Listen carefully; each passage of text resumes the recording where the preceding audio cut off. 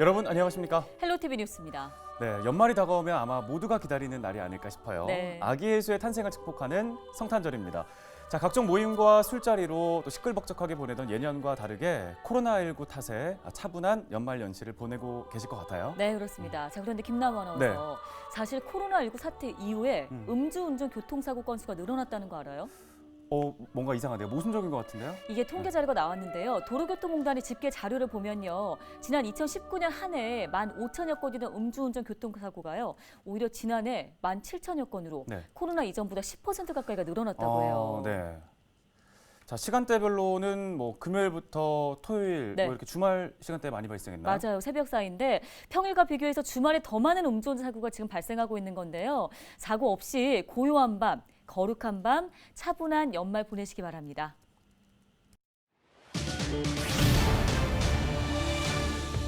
서울의 코로나19 신규 확진자 수가 2,346명을 기록했습니다. 이는 전날보다 370여 명이 줄어든 수치입니다. 지역별 신규 확진자는 양천 116명, 은평 86명입니다.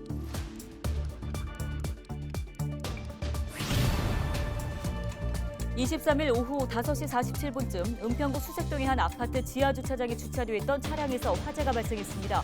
불은 1시간여 만에 꺼졌지만 차 주인 30대 남성이 크게 다쳤습니다.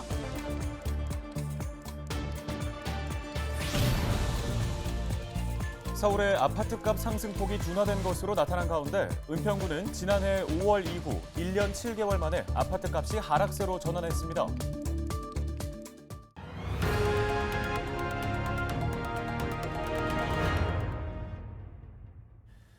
오늘의 첫 소식입니다. 서울의 코로나19 신규 확진자가 사흘 연속으로 2,000명대를 기록했습니다. 네, 정부는 먹는 코로나 치료제 국내 긴급 사용 승인 여부를 다음 주 중에 결정할 방침입니다. 코로나19 소식 심다혜 기자가 정리했습니다. 24일 0시 기준 서울의 신규 확진자는 2,346명. 이틀 연속 2,000명대 후반대를 기록했던 것과 비교해 다소 줄었습니다.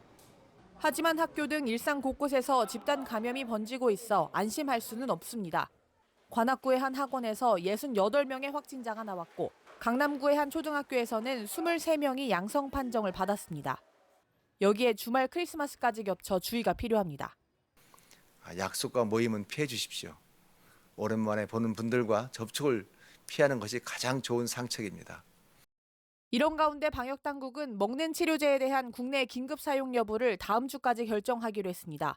치료제는 국내 도입 후 고위험과 경증, 중증 환자와 재택치료자에게 사용될 예정입니다. 또 계속된 병상 확보 노력으로 병상 병목 현상이 개선되고 있다고 설명했습니다. 서울시도 행정명령을 통해 내년 초까지 1,411병상을 확보하겠다는 계획을 밝혔습니다. 총 1,118병상을 확보해서 79.2%의 진척률을 보이고 있으며 내년 초까지는 나머지까지 다 달성할 수 있을 것으로 예상됩니다. 서울시 중환자 치료병상 가동률은 83.8%, 감염병 전담병원 가동률은 70%입니다. 서울의 코로나19 백신 1차 접종률은 85.7%, 2차 접종률은 82.9%를 기록했습니다. 3차 접종은 12월 말 2차 접종 3개월이 지난 대상자의 54.4%가 완료했습니다. 헬로티비 뉴스 심다혜입니다.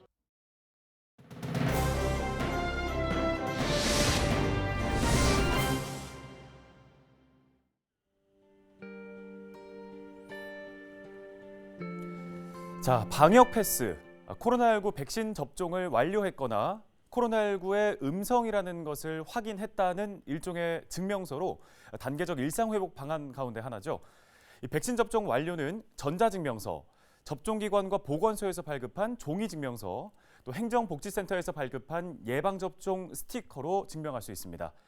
또 PCR 음성 확인은 PCR 음성 확인 문자 메시지나 종이로 된 음성 확인 증명서가 있어야 하죠. 자, 그런데 코로나19 확산 방지를 위해 시행하는 방역 패스가 점차 확대되면서 이른바 방역 꼼수가 늘고 있다고 하는데요.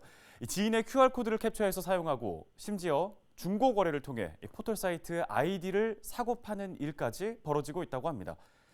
미접종자가 남의 예방접종 증명서를 구입하는 행위는 엄연히 또 당연히 불법입니다.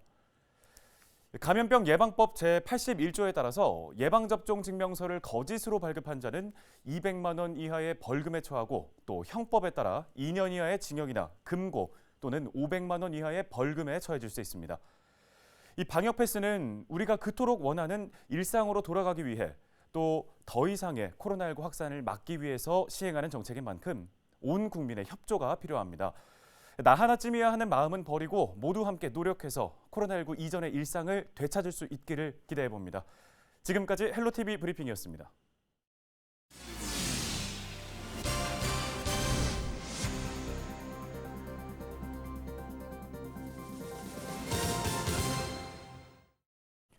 (23일) 오후 5시 47분쯤 은평구 수색동의 한 아파트 지하 주차장에 있던 차량에서 불이 났습니다.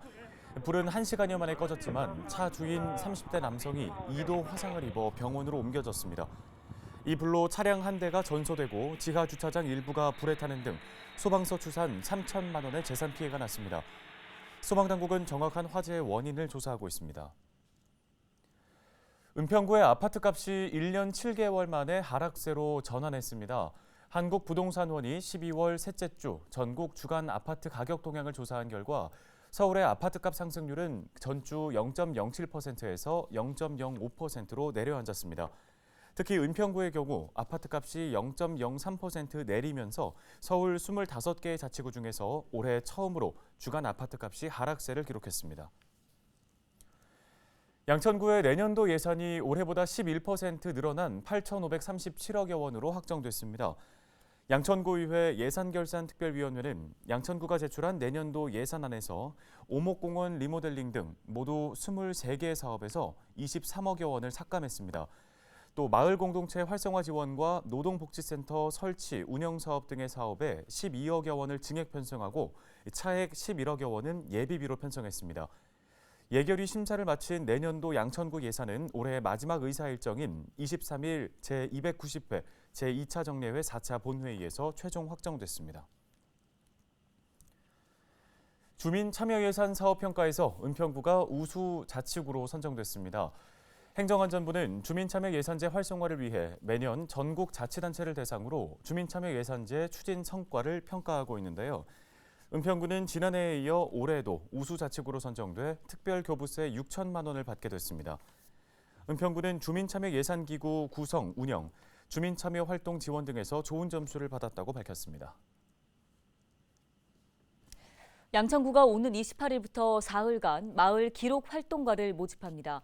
마을 기록활동가는 지역의 가치 있는 이야기를 발굴하고 사진과 구술 등 다양한 방식으로 현재 모습을 기록하는 역할을 하게 되는데요. 모집 인원은 총 14명으로 관심 있는 주민은 양천구 홈페이지를 참고해서 신청하면 됩니다.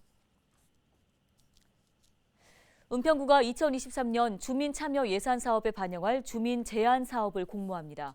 이번 공모는 주민들의 다양한 의견과 제안을 구 정책에 반영하기 위해 마련됐습니다. 참여 방법은 참여의 큰 숲 홈페이지에 접속해 제안 사항을 등록하거나 은평구청 협치 담당관을 방문해 신청서를 제출하면 됩니다. 공모를 통해 접수된 제안 사업과 아이디어는 주민 공론장과 주민 투표 등을 거쳐 주민 참여 예산 사업으로 최종 선정됩니다. 양천구가 신월 7동 온수공원에 명상 숲길과 놀이 정원을 조성했습니다. 양천구는 서울시 예산 5억 원을 확보해 온수공원에 고사목을 정리하고 수목을 식재해 명상 숲길을 조성했다고 밝혔습니다. 또 온수공원 지양마을 어린이 놀이터에 오래된 바닥 포장재를 화사한 색으로 교체하고 인근 유휴지에는 놀이 정원을 조성했습니다. 내년부터는 등교 수업을 받는 서울 지역의 초등학생과 중학생에게 하루 한 장씩 의무 마스크가 지급됩니다. 서울시의회는 이 같은 내용을 담은 서울시 교육청 코로나19 예방을 위한 의무 마스크 지급 조례안이 제303회 정례회 본회의에서 통과됐다고 밝혔습니다. 조례안을 보면 의무 마스크는 등교 수업을 받는 학생에게 서울시 교육감이 지급하는 마스크로 지급 기준과 방법, 절차 등은 교육감이 정하도록 했습니다. 다만 예산 여건에 따라 백신 접종 대상에 해당하지 않는 초등학생이 우선적으로 지급받습니다.